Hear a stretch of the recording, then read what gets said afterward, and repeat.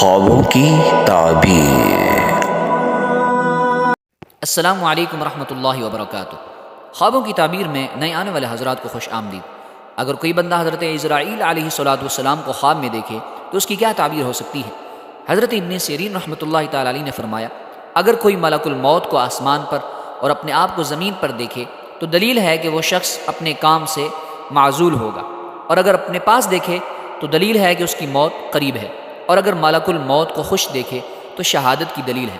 اور اگر ملک الموت سے کشتی کی اور گر پڑا تو دلیل ہے کہ دنیا سے جلدی رخصت ہوگا، اور اگر ملک الموت کو گرا لیا تو بعض تعبیر دان بیان کرتے ہیں کہ بیمار ہوگا لیکن شفا پائے گا۔ حضرت جابر مغربی رحمۃ اللہ تعالی علیہ نے فرمایا، کوئی ملک الموت کو خواب میں خرم و شاداں دیکھے تو دلیل ہے کہ اس کی زندگی دراز ہوگی، اور اگر سلام کرتا ہوا دیکھے تو یہ شخص جلدی شہادت پائے گا، اور اگر شیرینی دیتا دیکھے تو جان آسانی سے نکلے گی، اور اگر غصے میں دیکھے تو اس کی موت خطرناک ہوگی، اور اگر کوئی تلخ چیز دیتا ہوا دیکھے تو اس کی جان مشکل سے نکلے گی، اور اگر خواب میں لوگ اس کو خبریں دیں کہ ملک الموت فلاں جگہ ہیں اور وہ دور سے دیکھے تو دلیل ہے کہ اس کو بادشاہ سے کام پڑے گا، اور اگر خواب میں دیکھے کہ اس نے ملک الموت کو مار ڈالا ہے تو دلیل ہے کہ یہ شخص دشمن خلق ہوگا۔ مزید خوابوں کی تعبیر جاننے کے لیے ہمارے چینل کو سبسکرائب کریں۔